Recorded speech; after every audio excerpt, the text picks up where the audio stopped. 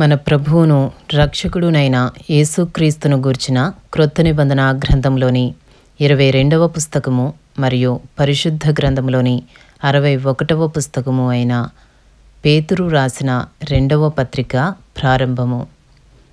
పేతురు రాసిన రెండవ పత్రికలో ఉన్న 3 అధ్యాయములలో మొదటి అధ్యాయంలో ఉన్న 21 వచనములు. యేసుక్రీస్తు దాసుడును అపోస్తలుడునైన సీమోను పేతురు మన దేవుని యొక్కయు రక్షకుడైన యేసుక్రీస్తు యొక్కయు నీతిని బట్టి మా వల్లనే అమూల్యమైన విశ్వాసము పొందిన వారికి శుభమని చెప్పి వ్రాయినది.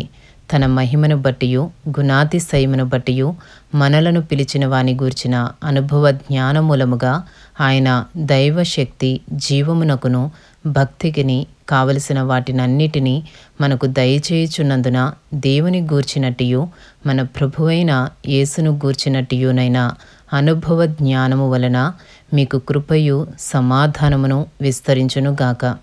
ఆ మహిమ గుణాతిశయములను బట్టి ఆయన మనకు అమూల్యములను అత్యధికములునైన వాగ్దానములను అనుగ్రహించియున్నాడు.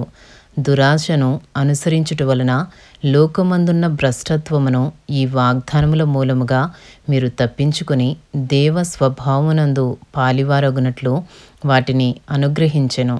ఆ హేతువు చేతనే మీ మట్టుకు మీరు పూర్ణ జాగ్రత్త గలవారై మీ విశ్వాసమునందు సద్గుణమును, సద్గుణమునందు జ్ఞానమును, జ్ఞానమునందు ఆశానిగ్రహమును, ఆశానిగ్రహమునందు సహనమును, సహనమునందు భక్తిని, భక్తియందు సహోదర ప్రేమను, సహోదర ప్రేమయందు దయను అమర్చుకొనుడి. ఇవి మీకు కలిగి విస్తరించిన ఎడల అవి మన ప్రభువైన యేసుక్రీస్తును గూర్చిన అనుభవ జ్ఞాన విషయములో మిమ్మను సోమరులైనను నిష్ఫలులైనను కాకుండా చేయను.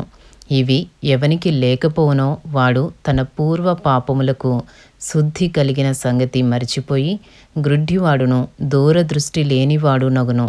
అందువలన సహోదరులారా, మీ పిలుపును ఏర్పాటును నిశ్చయము చేసుకొనుటకు మరీ జాగ్రత్త పడుడి. మీరిట్టి క్రియలు చేయువారైతే ఎప్పుడునూ తొట్రెల్లరు. అలాగున మన ప్రభువును రక్షకుడునైన యేసుక్రీస్తు యొక్క నిత్య రాజ్యములో ప్రవేశము మీకు సమృద్ధిగా అనుగ్రహింపబడును. మొదటి పేతురు 1వ అధ్యాయము 12వ వచనము నుండి. కాబట్టి మీరు ఈ సంగతులను తెలుసుకొని మీరు అంగీకరించిన సత్యమందు స్థిరపరచబడి ఉన్నను. వీటిని గూర్చి ఎల్లప్పుడూ మీకు జ్ఞాపకము చేయుటకు సిద్ధముగా ఉన్నాను.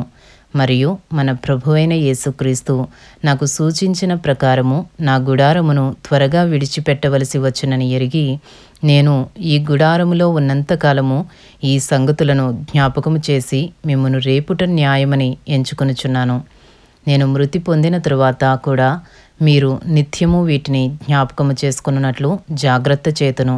ఏలయనగా చమత్కారముగా కల్పించిన కథలను అనుసరించి మన ప్రభువైన యేసుక్రీస్తు యొక్క శక్తిని, ఆయన రాకడను మేము మీకు తెలుపలేదు గాని ఆయన మహాత్యమును మేము కనులారా చూచిన వారమై తెలిపితిమి.